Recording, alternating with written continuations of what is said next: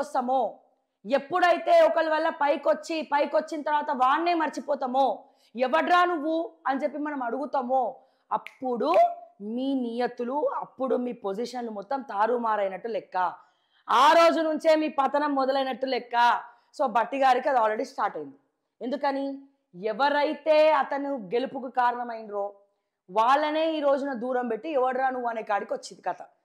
So వాళ్ళందరూ పాపం towel కూడా సరిపోవట్లేదు వాళ్ళ కన్నీళ్లకు. సో మన పతనం మొదలైనట్టే కదా. రేవంత్ రెడ్డి కూడా ఏ సోషల్ మీడియాని అడ్డు పెట్టుకొని అయితే పైకి వచ్చిండో, ఒక్క శాటిలైట్ మీడియా కూడా కాంగ్రెస్ పార్టీ వాళ్ళ ఇంటర్వ్యూలు చేయలే, కాంగ్రెస్ పార్టీకి మద్దతు ఇయ్యలే. ఒక్కలంటే ఒక్క శాటిలైట్ మీడియా కూడా వీళ్ళని ఎంకరేజ్ చేయలే. కొద్దో గొప్ప మా యూట్యూబ్ ఛానళ్ళల్లో మన వాళ్ళు పోయి ఇంటర్వ్యూలు చేయడము, వీళ్ళని లేపడము, అది కూడా మేము తీసుకొచ్చినటువంటి సబ్జెక్టులు, మేము మాట్లాడినటువంటి సబ్జెక్టులను కాపీ కొట్టి వీళ్ళు మాట్లాడడం.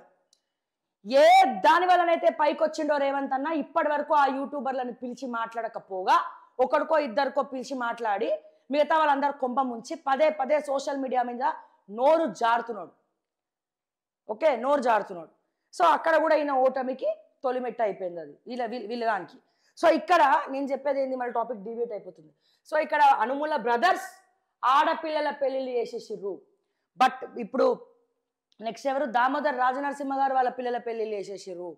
ఇట్లా చెప్పుకుంటూ పోతే పొంగులేటి శ్రీనివాస్ రెడ్డి వాళ్ళ బిడ్డ పేరు మీద ఎక్కడైతే ఆ గిరిజన రైతుల భూములు ఉన్నాయో వెలిమెలలో, వాళ్ళ బిడ్డ పేరు మీద వాళ్ళ భూములన్నీ కూడా దరదత్తం చేసి ట్రాన్స్ఫర్ చేయించిండు. సిగ్గులు లేవు, నియతులు లేవు, ఏం లేవు, చెప్తున్నా కదా. నెక్స్ట్ ఇంకెవరు పెళ్ళిళ్ళు అయినాయి అబ్బా, ఇంకెవరు అయినాయి, ఆయన ఎవరు మంత్రి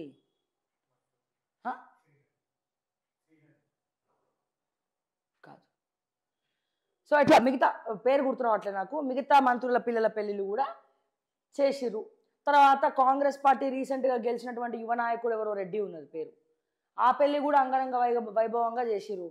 సో దీపం ఉండంగానే ఇల్లు చక్కదిద్దుకోవాలన్నట్టు అన్నీ అయిపోతున్నాయి. ఆఖరికి మా కల్వ సుజాతక్క కూడా వాళ్ళ కొడుకు పెళ్ళి అంగరంగ వైభవంగా చేసింది. సో ఇట్లా మీ పెళ్ళిళ్ళన్నీ అంగరంగ వైభవంగా చేసుకుంటారు. మా తెలంగాణ ప్రజలకి గుండు సున్నా ఇస్తున్నారు. తెలంగాణ ప్రజలకి పెట్టేటువంటి ఖర్చు నేను అంటున్నా, స్ట్రైట్ అవే నేను రేవంత్ రెడ్డి గారికి ఛాలెంజ్ చేస్తున్నా. స్ట్రైట్ అవే ఇప్పుడు ఎవడు పెళ్ళి అయిపోతుండు, బట్టి విక్రమార్క కొడుకు పెళ్ళట. రేవంత్ అపాయింట్మెంట్ తీసుకొని రేవంత్ రెడ్డి మా కొడుకు పెళ్ళికి రావాలని చెప్పి కాడిచ్చిర్రు. భట్టి గారు వీళ్ళ కొడుకు బర్త్డే అయితేనే అంగరంగ వైభవంగా బర్త్డే